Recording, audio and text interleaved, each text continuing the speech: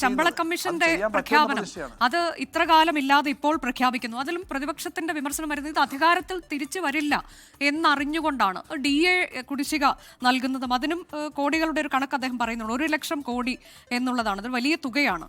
അപ്പോൾ ഇത് എന്തുകൊണ്ടാണ് ഈ ഘട്ടത്തിൽ പ്രഖ്യാപിച്ചത്? ഇത് വരുന്ന സർക്കാർ ഏതോ അവരുടെ തലയിലേക്ക് ഈ ബാധ്യത കെട്ടിവെക്കുക, നടക്കില്ല എന്ന് അറിഞ്ഞുകൊണ്ട് തന്നെ ചെയ്യുന്നതാണ് എന്ന് പറയുമ്പോൾ അതിനുള്ള കൃത്യമായ മറുപടി എങ്ങനെയാണ് മിനിസ്റ്റർ?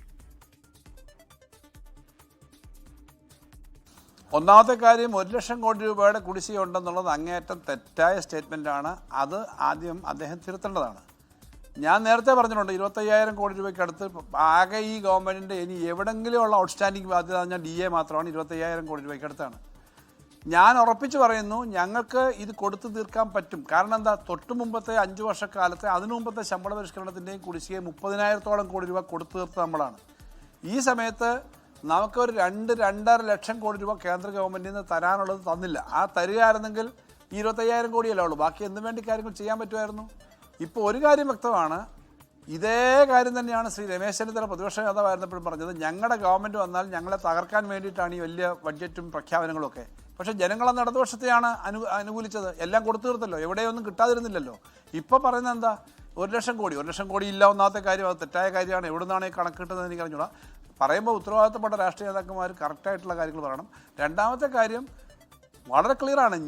UDF-കാർ പറയുന്നു ഞങ്ങൾ അധികാരത്തിൽ വന്ന ഇതൊന്നും തരത്തില്ല കേട്ടോ, തരാതിരിക്കാൻ വേണ്ടിയിട്ട് LDF ചെയ്തതാണെന്ന് പറഞ്ഞു. മനസ്സിലായല്ലോ, ഞങ്ങൾ അധികാരത്തിൽ വരികയാണെങ്കിൽ ഇതൊന്നും തരാൻ പോകുന്നില്ലെന്നാണല്ലോ UDF പറയുന്നത്. ഞങ്ങൾ പറയുന്നു ഞങ്ങൾ ഈ പറഞ്ഞ കാര്യങ്ങൾ നടത്താൻ പറ്റുന്ന കാര്യങ്ങളാണ്, നടത്താൻ പറ്റുന്ന കാര്യങ്ങളെ പറഞ്ഞിട്ടുള്ളൂ. കുടിശ്ശിക ഈ 25,000 കോടിയിലധികമുള്ള കുടിശ്ശികയ്ക്കകത്തെ ഒരു ഗഡു ഈ നെക്സ്റ്റ് ഫൈനാൻഷ്യൽ ഇയറിൽ തന്നെ കൊടുക്കും.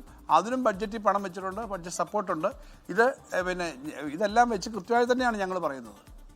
അതിനൊക്കെ എത്ര അധിക ബാധ്യത പ്രതീക്ഷിക്കുന്നുണ്ട്? പ്രത്യേകിച്ച് ഈ ശമ്പള പരിഷ്കരണം എന്നൊക്കെ പറയുമ്പോൾ അതൊരു വലിയ ബാധ്യതയല്ലേ? അതിലൊരു കണക്ക് ഇപ്പോൾ സർക്കാരിന് മുന്നിലുണ്ടോ? ശമ്പള പരിഷ്കരണത്തിന്റെ കമ്മീഷൻ റിപ്പോർട്ട് വരുമ്പോഴുള്ളതാണ്. ഇപ്പോൾ DA മുഴുവനും ഈ അടുത്ത മാസം ശമ്പളത്തോടൊപ്പം ഒന്നും പിന്നെ ഒരു 9% കൂടെ കൊടുത്തു കഴിഞ്ഞാൽ മുഴുവൻ DA തീർന്നു.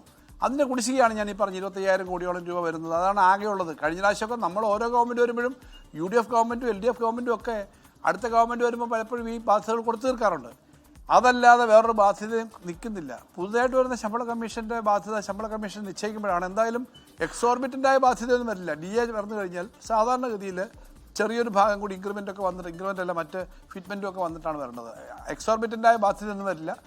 സാധാരണഗതിയിൽ ശമ്പളം വർദ്ധിക്കുമ്പോൾ പിന്നെ DA വർദ്ധിക്കുമ്പോൾ ഇൻക്രിമെൻറ്റ് വർദ്ധിപ്പിക്കുമ്പോൾ വരുന്ന ഒരു ബാധ്യത വരത്തുള്ളൂ. അത് സംസ്ഥാന ഗവൺമെന്റിന് കൈകാര്യം ചെയ്യാൻ പറ്റുന്ന കാര്യമേ ഉള്ളൂ എന്നുള്ളതിന് യാതൊരു സംശയവും എനിക്കില്ല. ലോകത്തെവിടെയായാലും ഏത് സമയത്തും 24 വാർത്തകളും ഓഗ്മെന്റഡ് റിയാലിറ്റി പാക്കേജുകളും എക്സ്പ്ലെയിനറുകളും വിശദമായി കാണാൻ ഞങ്ങളുടെ YouTube ചാനൽ നിങ്ങൾക്ക് സബ്സ്ക്രൈബ് ചെയ്യാം.